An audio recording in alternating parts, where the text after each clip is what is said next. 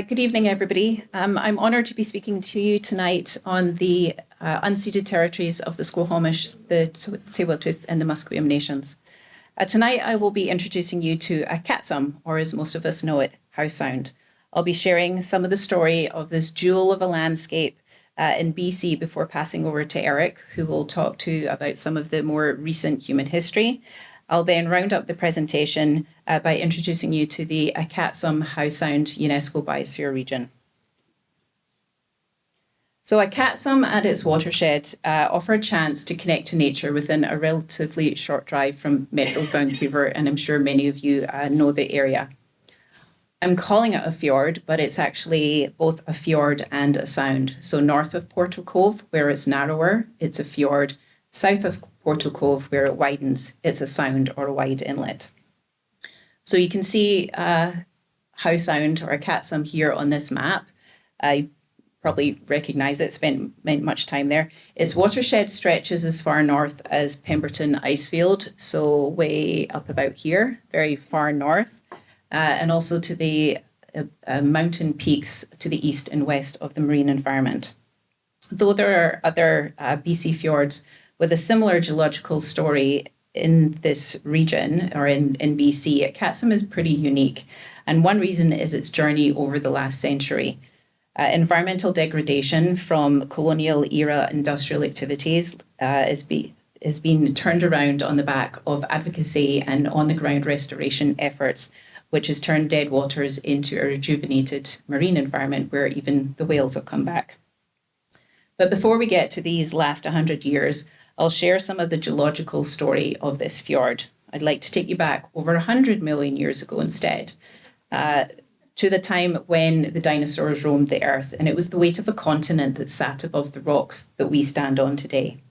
We'll then jump forward to a time during the last glaciation when it was a 2-kilometre thick ice sheet that sat and weighed down the land. And finally, I'll conclude the presentation after Eric when we land in the present, where, to put it bluntly, it's the weight of the responsibility that sits on us all to mitigate and adapt to climate change and the biodiversity loss impacts that face this region.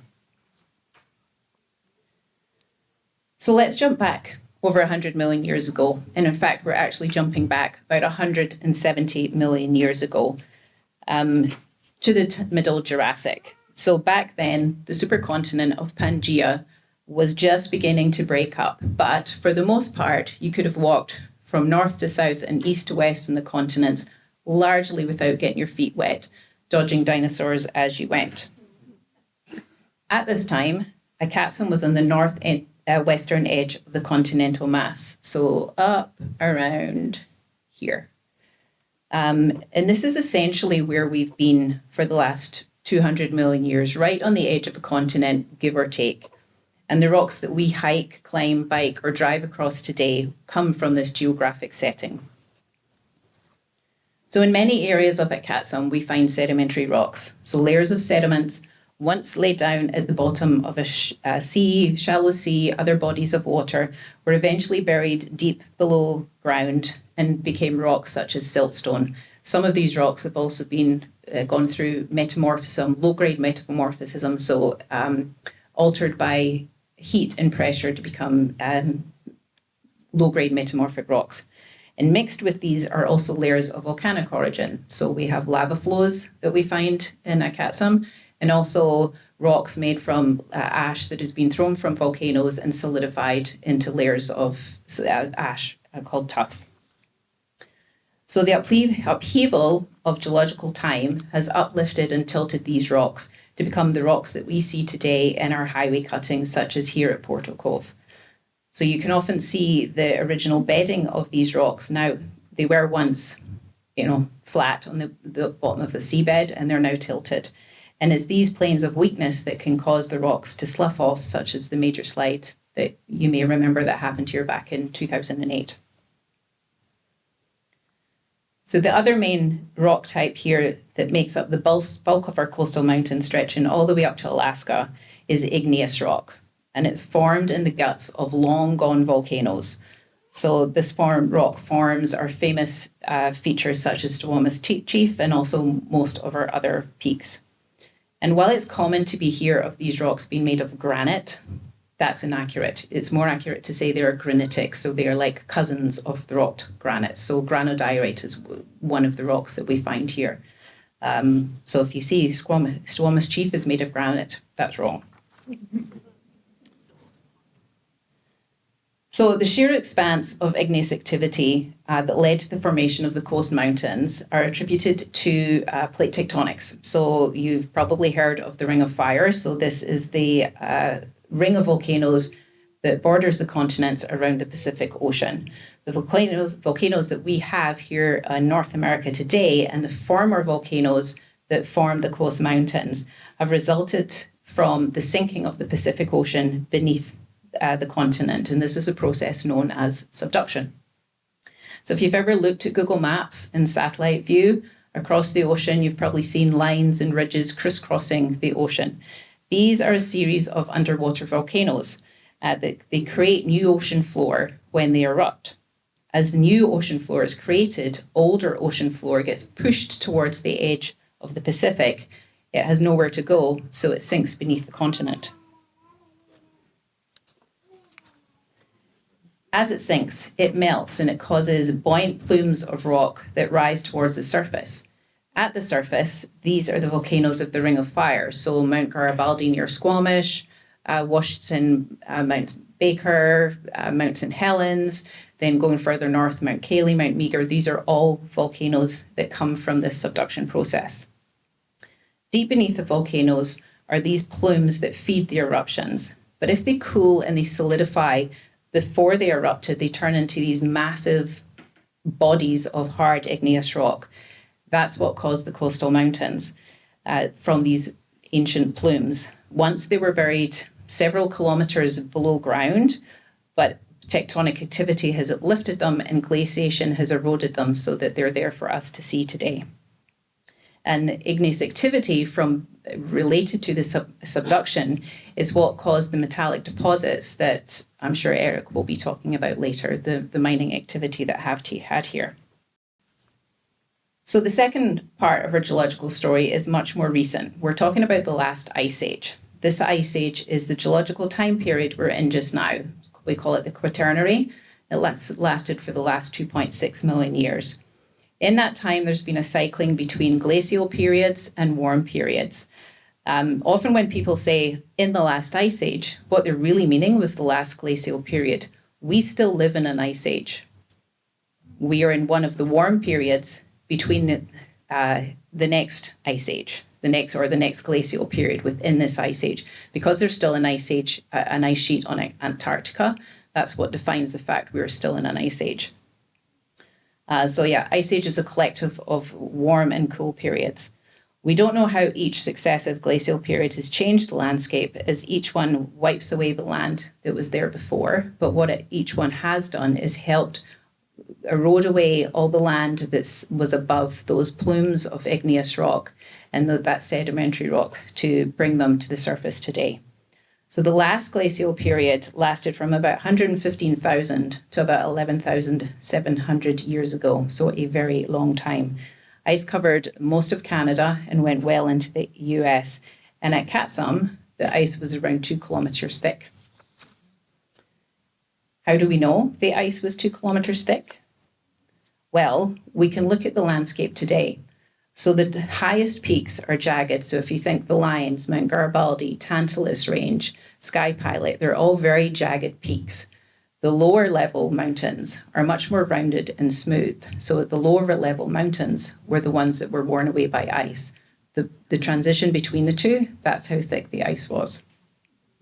So a very, very thick ice sheet.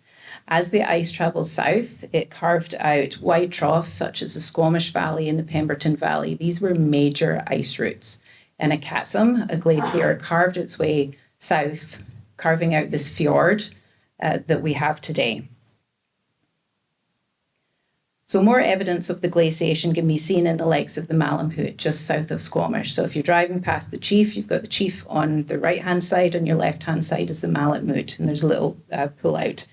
This roadside cutting is worn smooth, and looking closely at it, you can see the striations or these grooves in the rock. They're all parallel.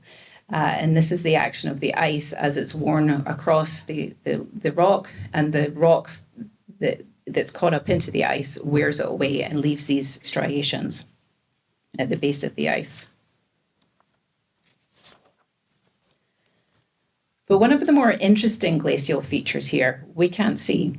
It's beneath the waves at Portal Cove. So if we look at a bathymetric map of Átl'xa7tsem, so that's what the land looks like below the water, we can see a ridge across the seabed right here, and it's up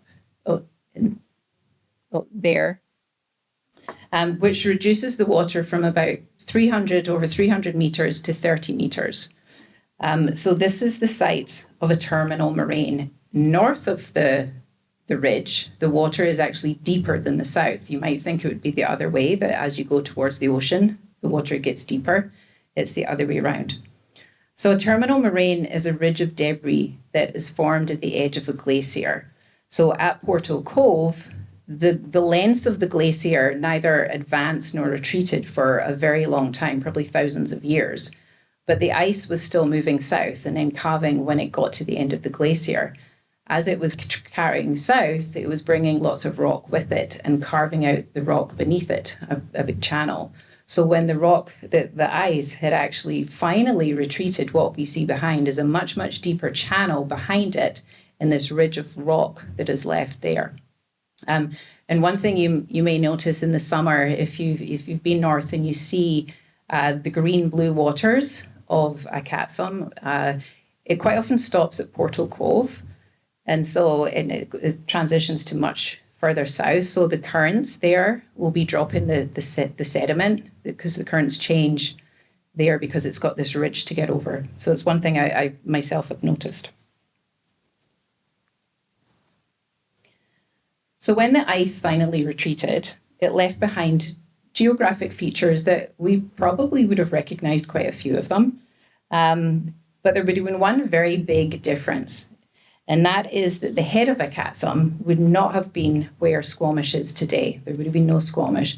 The head of Átl'xa7tsem was actually about 20 kilometres further north, around about where the confluence of the Átl'ța River comes into the Squamish River. So Átl'xa7tsem was much, much longer.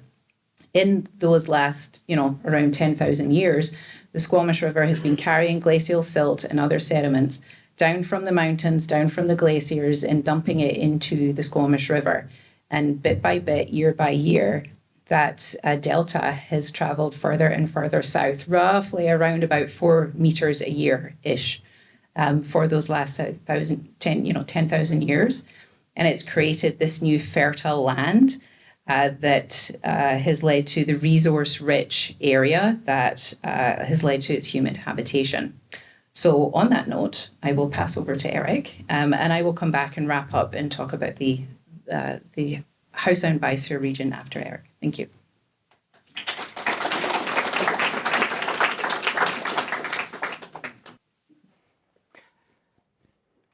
Thank you, Diane, and good evening, everyone. It's always a treat to visit the West Van Memorial Library. As I come here and get more engaged with the library and its resources, it's always fun to make a visit.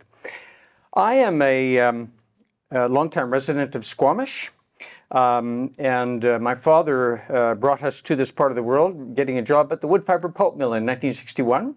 And I've been very passionate with exploring it on the water and around its circumferences. What I'm going to offer this evening is Howe Sound maritime history. I'm going to make an interpretation. I'm going to be asking the question, why did this happen here? And the focus in my interpretation is going to be the context that Diane Mitchell has presented to us, that physical geography context. By the way, this painting is made by Lucius Richard O'Brien, who came out from Toronto in 1888. He was our very first tourist. I'll come back to how we know that. And luckily for us, he was a fabulous landscape painter. And this is approximately looking north from, that might be Passage or Island off to the left there, or somewhere around there. But you get the idea of his impression of Howe Sound. Now, I have a little trick for Átl'ța7tsem. With my Scandinavian language background, the TL combination, that comes up in Icelandic. Atl. And the 7 representing the glottal stop, that comes up in Danish, 7tsem. I won't, however, burden myself with using that through the presentation. I will be using Howe Sound, but Átl'ța7tsem as an ancient trade and travel corridor. This would be a key theme I'll be delving into. An ancient trade and travel corridor between coast and interior, between coastal Salish peoples and interior Salish peoples, since time immemorial. And we can see roughly this corridor north-south from each of these directions from Howe Sound up to Lillooet, or the Fraser River eventually. This is roughly the route that the railway eventually took. But it's an ancient trade and travel corridor, and we know from various sources how it was used. And one of the most interesting pieces of evidence as to the shared use of this corridor is this piece of rock art that's at Furry Creek, Kulkalos, which translates as the red ochre paint that was used here. And we see on the left-hand side a human figure clearly of a Coast Salish design. But on the right-hand side is a wolf of interior Salish design. So these peoples were meeting and traveling back and forth with each other along this Howe Sound ancient trade and travel corridor. We know from the Hudson's Bay Company journals, once the Hudson's Bay Company became established in Fort Langley, quite a bit about the coastal Salish peoples, about their intertribal skirmishes, but also about how the Squamish people, the Squamish people, used this corridor in seasonal migrations between their winter home in Howe Sound and northern Howe Sound, Squamish Valley, and the Fraser River. Howe Sound has no sockeye salmon. Every summer, that was the main activity, was going down to a regular camping spot on the Fraser River fishing for sockeye. We also know about the camping sites that were used along this Howe Sound corridor. And one of them was right here in West Vancouver, Sandy Cove. I believe it's where the PSEC, the fisheries facility, is located roughly. And we know this because all of the guides that were later employed in bringing tourists up Howe Sound before the steam ferries got working, they would stop there. And through various means, also through place names, we know where some of these campsites were that were regularly used. And through oral tradition, there's good knowledge of them preserved today. Location attributes of Howe Sound. For Europeans, well, when they first came here, they were looking for the Northwest Passage. That was the attribute that they were interested in. For British Columbia, which was established in 1858 as a colony, how to deal with the Americans, how to deal with this gold rush. And for Canada, once we became a part of Canada in 1871, the railway context for Howe Sound. What did Howe Sound mean during each of these periods for each of these categories of folks? The first that were here in Howe Sound were the Spanish in 1791. It's referred to as the Eliza Expedition. But one of its captains, Captain Narvaez, was the one who explored at least the southerly part of Howe Sound. And this is the map that's been left to us from 1791. Bocas del Carmelo, Howe Sound. Isla de Apodaca, Bowen Island. And we nicely have the Apodaca place name still preserved on Bowen Island for the provincial park on the easterly side of the island. The Santa Saturnina was the vessel that was used. And the Spanish were, among other things, looking for that possible Northwest Passage connecting Europe and East Asia. There was a Narvaez pageant held here in West Vancouver on Ambleside Park in 1941, 150-year anniversary of Captain Narvaez's visit. And we can see in the top left photo there's the Reeve of West Vancouver, and just beside him on the left-hand side is August Jack Catalano, who was one of the inspirations behind the event at the time. Now, these are the charts of Captain Vancouver, who came the following year. And you can see the note it's drawn from his journal. He called Howe Sound a dreary, comfortless region.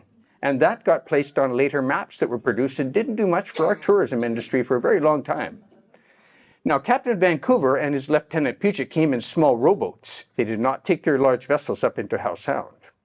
At any rate, he is looking for, and that's maybe where that map label came from, the Northwest Passage, and he's going to be disappointed. In his journal, he's writing now concerning Jarvis Inlet, because they rowed up to the back end of Jarvis Inlet as well. Disappointment.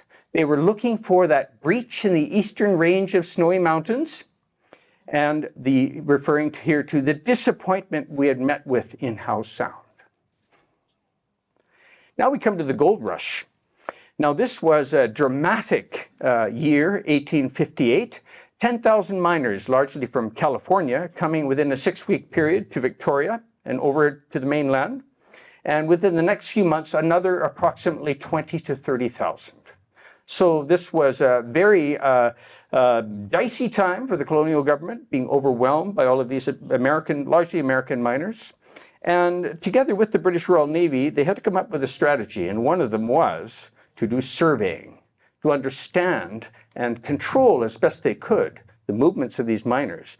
And they thought maybe there's going to be through this ancient trade and travel corridor, another route to the gold fields. We better find out about it and survey it. And the British Royal Navy all over the world had a strategy of knowledge is power. We need to understand where we're at for navigation, for our trade purposes. So they were great surveyors all over the world. And certainly Captain Richards of the HMS Plumper, the ship was parked down in the bottom of Howe Sound while his crews were in a couple of smaller boats surveying the whole of the Sound. And later he's back home in England. He becomes Admiral Richards and produces the Vancouver Island Pilot with the first sailing directions for Howe Sound. This is part of the British Royal Navy's strategy for their enterprise, fostering trade for their benefit around the world.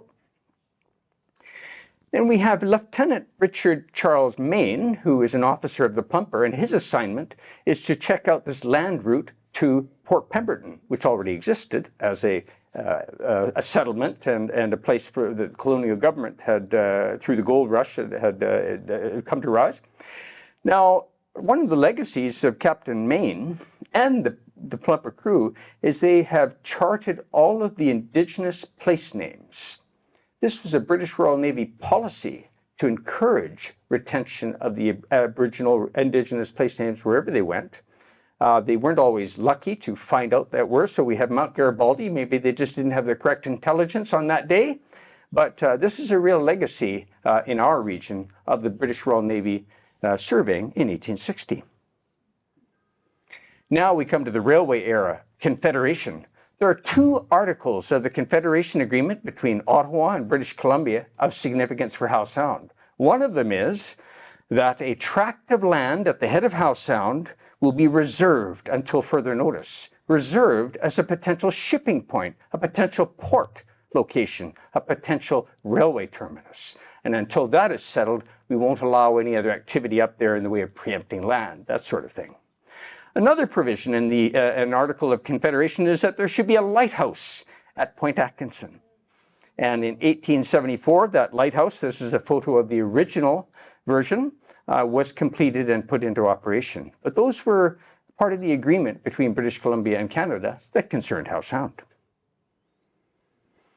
Now, a railway survey was conducted for the future Canadian Pacific Railway along a Howe Sound route, as it was called. And it was discovered that the Howe Sound route was shorter than the one to the north and the one that was eventually built along the Fraser. But Burrard Inlet just was a superb natural harbor, and that was the decisive factor in not choosing the Howe Sound route. We have always, with railways and railway construction, land speculators. And so this was the case here in Howe Sound in the 1870s. The North Vancouver entrepreneurs at the sawmill, that later the site it came to be called Moodyville, and the sawmill as well, they were going to speculate in that port reserve that was finally freed up. And they also needed a place to grow hay because animal power was a big thing in their logging and mill operations. But they were delayed. The government said, no, we're going to settle the Squamish Nation Indian Reserves question first. Because there's no settlers up there.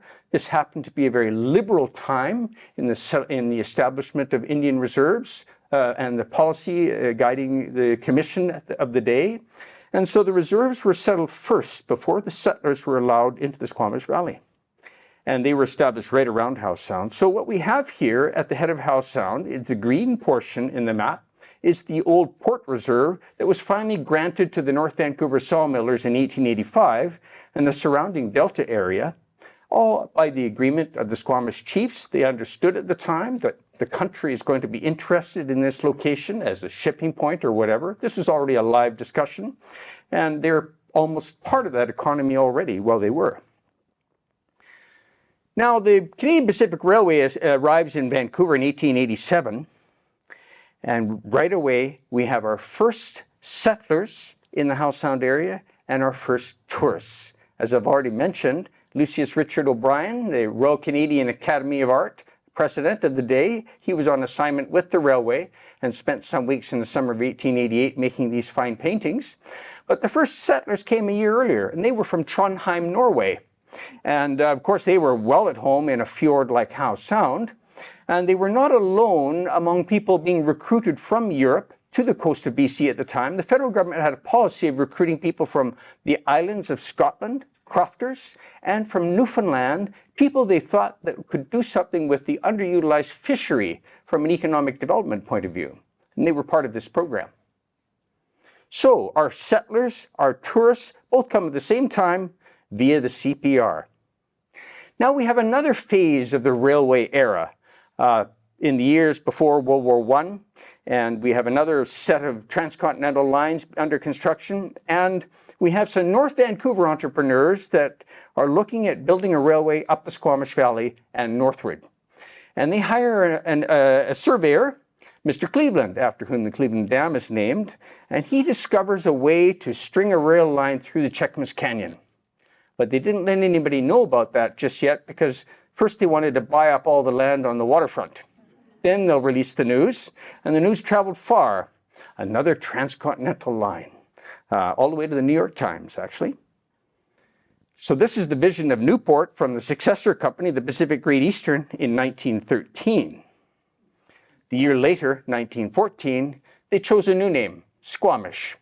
Now, it was genuinely a new name because there wasn't anything there in the way of a settlement. There was just a little hotel and trading post. So the name Squamish was chosen because they had also a vision for tourism, and they thought a more exotic name than Newport might be a better fit.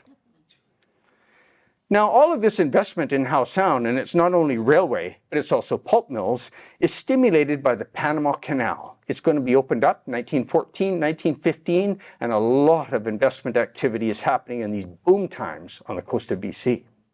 Also of significance for Howe Sound. A few words about the Howe Sound fisheries. What is its significance in trying to determine why is this here? Why did this happen here? Well, we'll go way back now.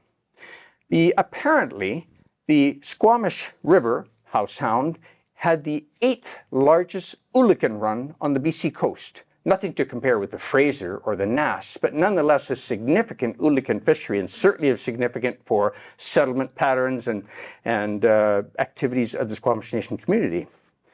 And each, we see there is sending the lower Squamish in the millions at this time. The Átl'ხa7tsem have been extinct since 1969, as best as our Squamish stream keepers have sorted out. And the reason are two things. We built roads and railways, and the culverts weren't big enough, and we blocked the entrances to their spawning channels. But climate change is also a factor for Átl'ხa7tsem runs up and down the coast. But what we see of significance here is the settlement. We see 5 villages that I've numbered on the lower Squamish. At that time, that was the East Branch. And during this, we know from a number of interviews going back to the 1890s how the whole Squamish Nation community would assemble at these villages and camp out there during the Átl'ხa7tsem fishery. In fact, this site is the beginning of the Grease Trail all the way to Lilwat territory, where they traded for dried sockeye up in those Fraser Canyon areas. Beautiful conditions for drying sockeye. Again, Howe Sound does not have sockeye. So this is one of the trade articles, but they definitely were processing Átl'ხa7tsem here. Another thing that may not be widely known is we had a whaling industry in Howe Sound, and this is from 1860s into the 1880s. I don't think it had made a big impact at all, and maybe not even on the population of whales, although they were under pressure. Apparently 6 to 8 whales or so, as I read through the newspapers and their reports. Largely, probably it's a base whaling activity in the Gulf of Georgia. But they were being depleted already at this time. There was a lot of whaling activity, but we did have this station at Howe Sound, you can see down in the southwest corner of the fjord. We had the large cannery in West Vancouver. It's not really associated with the Howe Sound fishery though, but it is important for Squamish Nation community employment. It was for a very long time. Women working in the cannery, the men working in supplying the cannery with out on the water fishing. But by and large, the story of fisheries in Howe Sound today is recreational fishery rather than commercial fishing per se. And some may remember the sun-free salmon derbies of a few years back. Howe Sound recreation. Howe Sound has some unique assets, and he'll refer back to Diane Mitchell's presentation because it relates to them. How, well, first of all, a unique aspect of Howe Sound recreation is it's right next to a metropolis. And as the city of Vancouver grew, right from when the railway was installed, there were recreationists in Howe Sound. It was the backyard to this growing city, always has been. But down on the left there, we have the terminal moraine that Diane Mitchell referred to. And it's a very popular place for divers because of that marine life diversity that's encountered at that spot. And the climbing, of course, related to our legacy, geological legacies, but also the Squamish winds at the head of Howe Sound that accounts for this unusual, unique, and very special set of conditions for kite surfing. Now, the Howe Sound shoreline and its developments, and again, I'm asking the question, why is this here? How did this come about? And we'll look at resources, local hydropower, shipping locations for these waterfront industries. First of all, copper. Copper was already discovered in terms of commercial mining activity in 1865, right here in West Vancouver at Copper Cove. There was a flurry of excitement around it. But mining for copper has taken place at Britannia, of course, Gambier Island, Britannia West, just beside Woodfibre, and various other locations around the Howe Sound region. And here again, we have a painting. This gentleman, Mr. Weston, is going to keep coming up, and we'll touch on him a bit later. Howe Sound copper mining is not only the resource, though, it's the fact that it is easily worked. There's timber around. Mines need a lot of timber. There's water and water power, and there's deep water harbor facilities available. These are the crucial factors. And so Britannia Mine, which gets started in the early years of the last century, it is very much a maritime operation with shipping to smelters at Crofton and later at Tacoma. And we have shipping overseas of concentrates. This is a Greek freighter here in 1952. Barges that are transporting lime for the mill, tailings to Lulu Island, zinc, and copper. And in fact, Britannia was the busiest port in Howe Sound right up into the 60s. And the customs port for Howe Sound, customs officer, was based at Britannia until the early 1970s. Now, adapting to Howe Sound steep terrain, I think that steep terrain of our landscape is something that's part of our culture. It's something that is responsible for various innovations and constraints and issues, also for landscape painters. And this gentleman, Mr. Weston, he had recently come from England when he painted this picture, and he's confronted by a completely foreign landscape to him, and he writes and relates how he had to totally adjust what he had learned in his craft back in the old country with this new landscape. And he worked at Howe Sound over the next 30 years trying to establish a new craft for meeting the demands and the interest in this special landscape. So innovation in steep slopes, there's a Mr. Riblet, and he's based in Nelson at this time in 1904 when he installs for the Britannia Mine this aerial tramway system. And some years later, he's the one who builds the Chairway to the Stars up Hollyburn Ridge, the ski lift. This is not unique to our part of the world of mining aerial tramway companies getting involved in the recreation industry. It's also true for the Alps. So in Austria, the Doppelmayr company was focused on mining and aerial tramways for mining. But in 1937, they built their first ski lift at Arlberg in Western Austria. And about 10 years ago, the Doppelmayr Company built our sea-to-sky gondola. Now, steep slopes come up in Squamish legends too. This is a location, and I guess you need to be out in the water to see it, why it's called Where the Foot Finishes, but there is a profile of a human foot on that west side of Howe Sound, just south of Woodfibre. And there's a legend associated with a steep cliff face. And by the way, now there's climbing ropes all up and down that cliff faces like that around Howe Sound. But the legend goes that there was a chief at Stopmus at the mouth of the Squamish and was unhappy about his daughter taking up with his slave. So he put them both in a canoe, took them to the base of this cliff, let them go. Climb the cliff, you're on your own, bye-bye. Now, as it turns out, they must have been able to scale this cliff because they have a number of descendants. These descendants are our Howe Sound Sasquatch people. The wild people is how the legend refers to them. And they are a bit reclusive, they are outcasts, and they inhabit the hills and the lakes above Woodfibre and McNabb Creek in that country there. Now, Vancouver, between the time when the railway arrived in 1887 and the First World War, is a booming city. And there's all kinds of demands for construction materials, and this has a lot of implications for Howe Sound and waterfront industries. Liverpool of the Pacific. Well, we need lots of bricks, lots of tile. And the first brick plant that I'm aware of was located at Bowen Island, Mannion's Brickyard.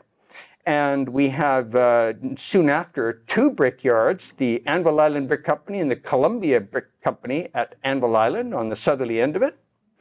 We also have a brickyard established at the bottom of Shannon Falls, where today the Darrell Bay Ferry Terminal is. There was another one there established by William Shannon. Here's a photo of a souvenir, Anvil Island Brick Company artifact, looking north from the southern end of Anvil Island. There was a Western Explosives Company powder works on Bowen Island. Of course, explosives is part of the construction industry needs as well. And at Porto Cove, Deeks Gravel and Rock Company, fairly substantial enterprise. And later on in the 1960s and 70s, we have major gravel mine operations at both Britannia Beach and Furry Creek, right up to the end of the 70s. And at Watts Point, in 1974, they had plans for 35-year operations. Well, it's 50 years ago now, and they're still going strong. And the specialty there is basalt. And we've come to be aware that basalt is a great carbon sequestration help.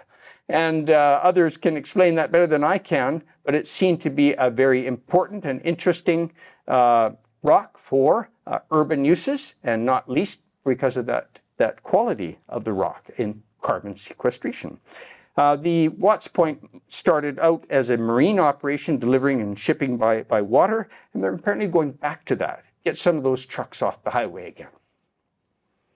The forest products industries around Howe Sound starts with keeping the sawmills at Broad Inlet and False Creek supplied with timber, and a lot of the people working in that were Squamish Nation community members like Dan Paul, who with his family resided at Potlatch Creek, and he was a hand logger.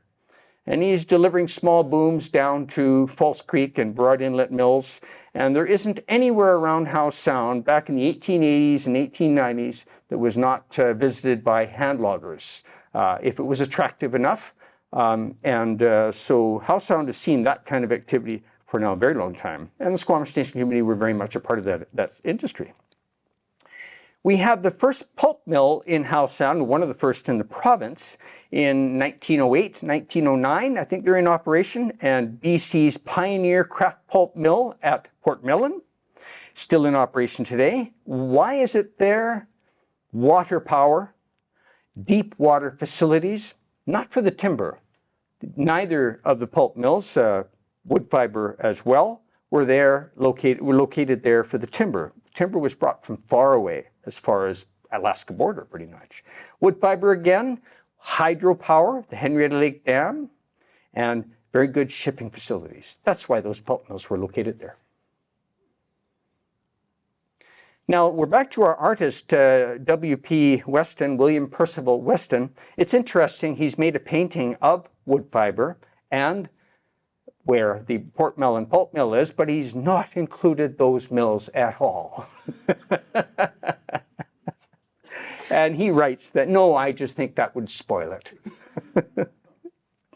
Another feature of Howe Sound, and relating to a previous presentation in the Local Voices program, was the cedar industry.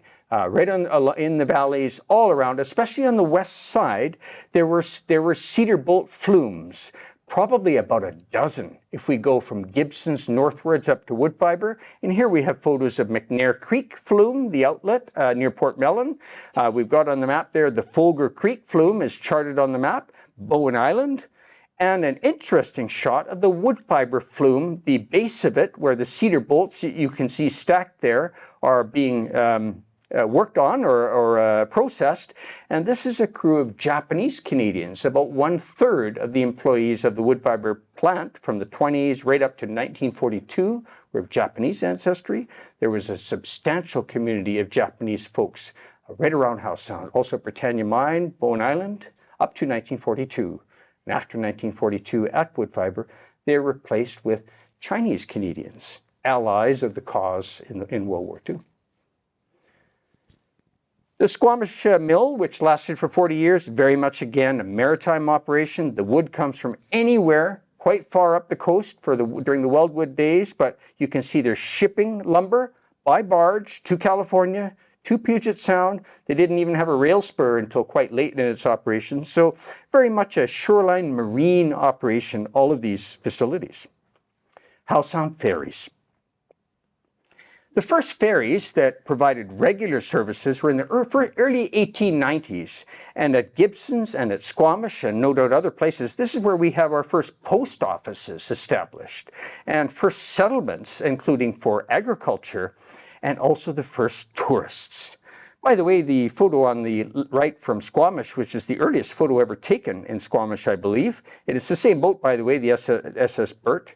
It is a group of people heading up to the new hop branch in Brackendale. So without ferry services, you don't have these kinds of industries like agriculture becoming established.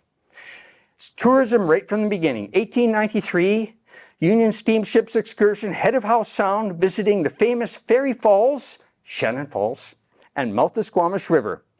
And another advertisement, round Bowen Island, returning by moonlight in 1893. Now the government wharf, which was the second one, the earlier one was up the river a ways, so more or less a downtown waterfront of Squamish, but this one was completed in 1902, long awaited. With the completion of the government wharf and the running of daily steamers to Vancouver, the Squamish is practically a suburb of this city in 1902. This is a very important person in the early history decades of the settlements around Howe Sound and early industries is Captain Jack Cates. Cates, a famous maritime family here. He had a number of siblings, and their father, they all came from the eastern seaboard. And here we have 3 of his vessels from 1899 to 1920. When he sold to Union Steamships, he had quite a fleet, starting with the Defiance, a smaller vessel that could go up the river of Squamish a little ways. He had picked that one up down in Puget Sound. The Britannia in the upper right there is a larger vessel that he had built especially for Howe Sound services. And when the big railway boom started a few years later, 1910, 11, 12, he invests in larger vessels still. This one, the Baramba, last sternwheeler to operate in Howe Sound. The Britannia is especially noteworthy, and because it also was used for quite a long time, also up the North Arm as well, especially for excursions, and it's named after the Britannia mine. He saw the business opportunity once that mine was going. I'm going to service that community, that facility. And it was also the launch of his company, the Terminal Steamship Company. His brother George, meanwhile, built the Britannia and built another boat for himself called the Port Mellon Flyer. And both brothers invested in resorts. George over at Seaside Park, just north of the Port Mellon Mill, and Jack, he acquired property on Bowen Island where there may have already been a kind of a tourist facility, but he develops Bowen Island as a resort. And you can see here in the ad, picnic parties should visit our summer resort at Bowen Island, Terminal Steam Navigation Limited. He's also, Jack Cates, Captain Jack Cates, is partnering with the railway, the PGE Railway, to offer excursions up the Cheakamus Canyon, to fishing lodges further up, and to Alta Lake, Rainbow Lodge. And so during the years he's operating terminal steamships, there's quite a number of vessels in his fleet, but he continues a long-standing relationship with Howe Sound, a very important person for the development of Howe Sound communities. He sells out to Union Steamships in 1920, and they, between the two companies, Terminal and Union Steamships, they probably operated maybe 32, 34, 35 different ferry vessels on the northern Howe Sound run alone, and then more over to West Howe Sound. So that's a long standing involvement in Howe Sound ferry transport, a number of different vessels, some of them built here, some bought in the United Kingdom and brought over, like the Lady Alexandra, Lady Cynthia, Lady Cecilia, came from England. The boat and rail operations. Following Jack Cates, he's developing this relationship further with the railway and getting that tourism business for this corridor and further up the line. And also, the new company, Union Steamships, takes over the Bowen Island Resort, develops that further as well. And here we see the Lady Alexandra, early 1950s. A shot from Woodfibre. This was the day the new pool opened up for the community of Woodfibre, and it's the Lady of Cynthia in the background. And a lot of people who go back further than me, back in the 50s, they remember these days of these large, elegant passenger vessels very fondly. And they all, of course, traveled Britannia, Woodfibre, and Squamish, and stopping at these places on the way back as well. Train day at Squamish, 1936. The train meets the ferry at Vancouver, or ferry to Vancouver at the Squamish dock. Now these folks are coming from as far north as Quesnel, Williams Lake, and train days, 3 days a week, were very busy, and the largest vessels were deployed on the Northern Howe Sound run to meet these trains. That all came to an end in 1956. We see here the railway grade under construction in 1955. And so the Union Steamships ceases operation in Howe Sound in 1956. However, the MB Bonnabel, formerly the West Vancouver Ferry, is still going until 1958 from Horseshoe Bay to Woodfibre, Britannia Beach, and Squamish. And it's fondly remembered as a very efficient service, friendly service. I guess you'd get on the bus once you come down here to Horseshoe Bay. So once the highway is finished in 1958, that's the end of ferry service to Northern Howe Sound. However, Across to Gibsons is still today part of the BC highway system. And there is, here's a shot from, I'm not sure when BC Ferries took over. That would be one of Premier W.A.C. Bennett's initiatives, buying out Blackball Ferries. This is one of their vessels. Ferries then, especially these passenger ferries for previous generations, really part of the culture of Howe Sound. And I have made a point of collecting all the ferry float, parade float photos I can find, and there's quite a few. I remember in the Squamish Days Logger Sports parade, we always had BC Ferries contributing their float. But over a long period of time, part of the culture of Howe Sound communities, and the BC Ferry Godmother. Now, highways have their own constraints and issues. And Diane Mitchell has already referred to some of these that come up. This is at the Porteau site where the rock slide closed the highway for over a week in 2008. So we may be looking at a new era of ferries in Howe Sound. Clean, green, electric, fast passenger ferries, and they're being discussed not only at Bowen Island, Gibsons, but also at Squamish. Maritime trade in Howe Sound in maritime trade. So Howe Sound is a portal for interior exports. And we're returning to this theme of this ancient and continuing trade and travel corridor. And already some North Vancouver investors in the initial railway development in the Squamish Valley, they mapped out all of the potential resource exports from the interior that were going to be shipped out through Howe Sound. And of course the PGE carried this on as well, and this is their interpretation of the potential from 1971. So the early exports were articles like cedar log poles for California, big trade in cedar log poles from the early railway. And they were shipped by barge from Squamish directly down to California. Railway ties were shipped to all over the world, including Britain, from Howe Sound in the early decades of the railway. Agricultural products. Early on, carloads of Pemberton potatoes, but also cattle and sheep. In fact, thousands of cattle have been shipped through Howe Sound over the decades. And here we see at the top center the cattle pens that used to exist at Squamish. And in the bottom center, the cars. And old-timers in Squamish tell us how they used to complain about all the noise, because the trains were parked overnight right next to their houses. And the mooing and the hullabaloo from the sheep and the cattle all night long was a very familiar Squamish nighttime experience. Gold. In the latter half of the 1930s, Howe Sound was the busiest gold bullion export portal in the world. Gold mines from the Átl'xa7tsem Valley, the Bridge River Valley, and the Caribou. Gold mining was big in the 30s in British Columbia, but it all came out through Howe Sound, largely to Tacoma, at the smelter there, on vessels such as the one we see here, a special coastwise shipping vessel for ores. One of these, in fact it was this one, sank just off of Whitby Island in Useless Bay, and they didn't recover the gold. It's still there. Everybody survived the incident though. Now, in the 1950s, Howe Sound becomes an extension of the Milwaukee Road railway system that covers right into the Midwest. And this goes on for quite a number of years. And these cars, all Milwaukee Road cars, are filled with lumber from the Caribou.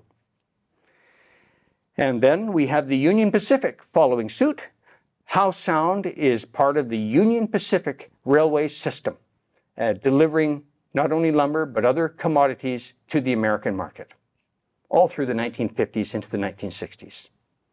This all changed with the building of the railway down Howe Sound to North Vancouver and the provincial railway investing in these facilities in North Vancouver. And however, there was still opportunity for Squamish to develop its own facilities. There was demand for that, especially for pulp, but also lumber. And today, Squamish Terminals, established in 1972, is also a specialist in steel import. There were grand plans for port development in the late 60s, early 70s at Squamish, and we're thankful that they didn't all get realized. We were just learning the word ecology, just understanding what estuaries were all about. And I know local people today admitting that they figured that this could all be solved by fish hatcheries. We could do it all. But that didn't happen, and we're happy it did not. Some of the commodities that were going to be shipped through Howe Sound were sulfur, coal, grain, an old idea, shipping grain, chips, pulp chips for coastal pulp mills from the interior. And none of those came to fruition. One thing that did come to fruition in the mid-1960s was shipping liquefied gas. So in 1965, an opportunity opened up to ship liquefied natural gas products, butane, propane, to Japan.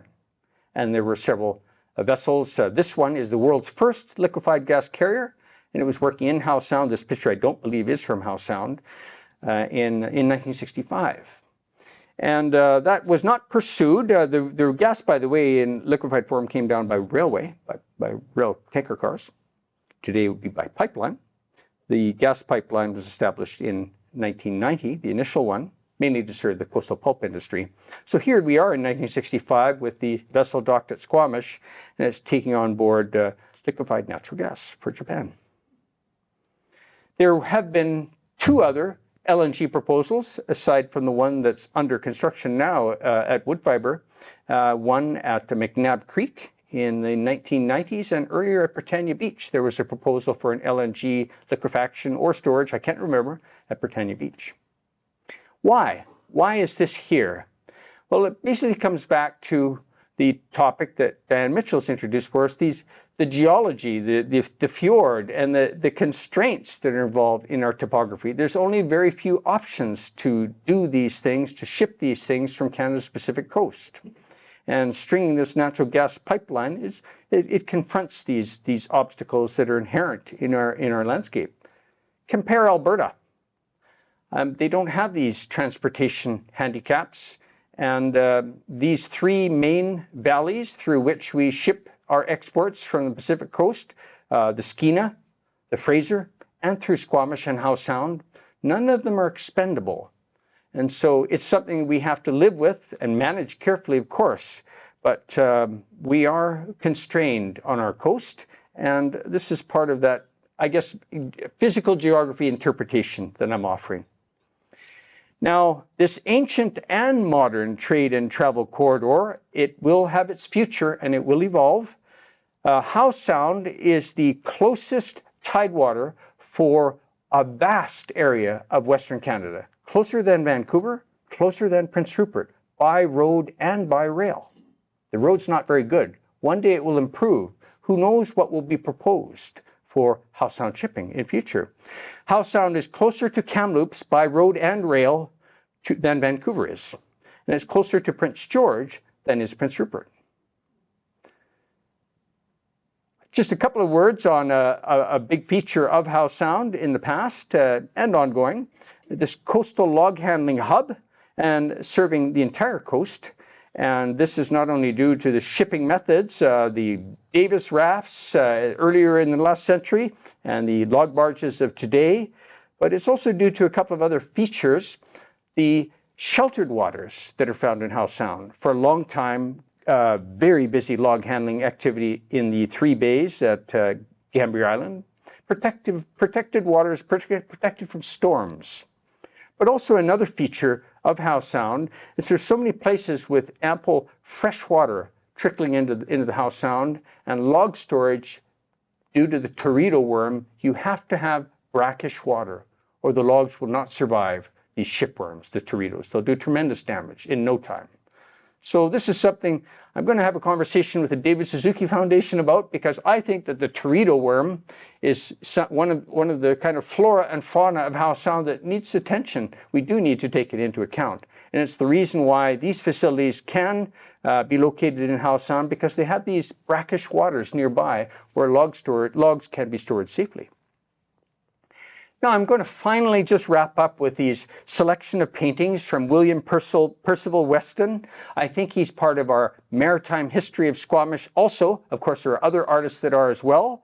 But I find him particularly interesting. I would have liked to have shown some paintings that he had done back in England, completely different. And he admits, as I've mentioned, that he really had to struggle to find his way to depict this strange geography of Howe Sound. He was also a maritime painter in that all of these images and the sketches behind them were done from his boat.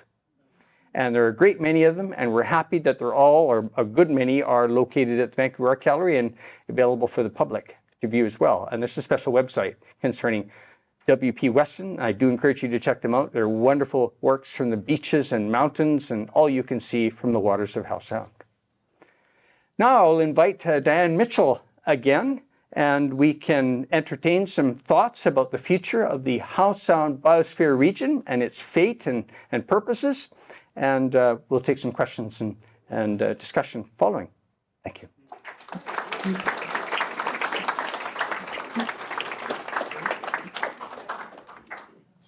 Thanks, Eric. Yes, so I'd just like to wrap up for a few minutes just to talk about the Átl'xa7tsem Howe Sound Biosphere Region, which was a very prestigious designation bestowed on the region by UNESCO.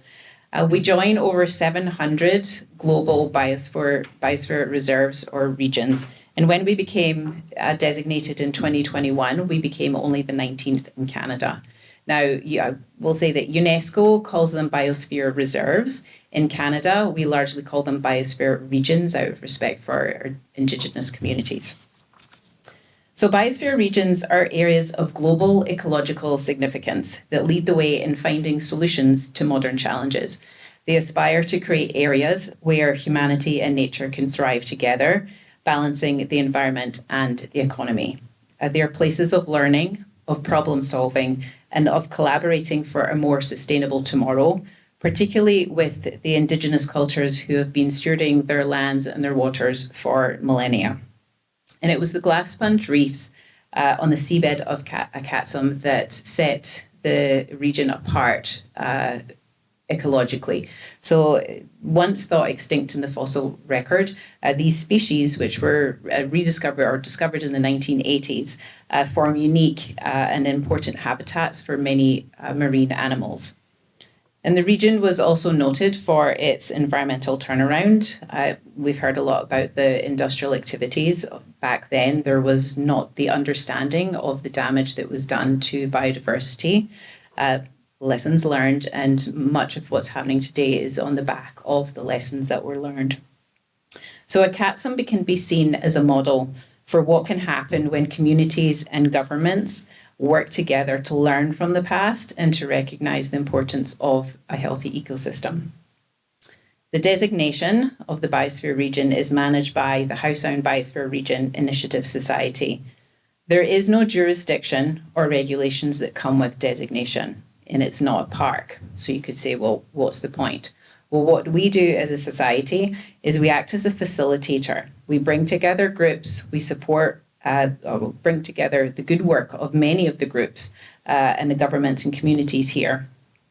We strive for a regional approach to solutions. So if we know of one solution that's happening, say up in Squamish, we can try and put them together with communities happening elsewhere to share the good work. We convene networks and forums, and we support monitoring or research projects aiming to share data regionally and to promote best practices.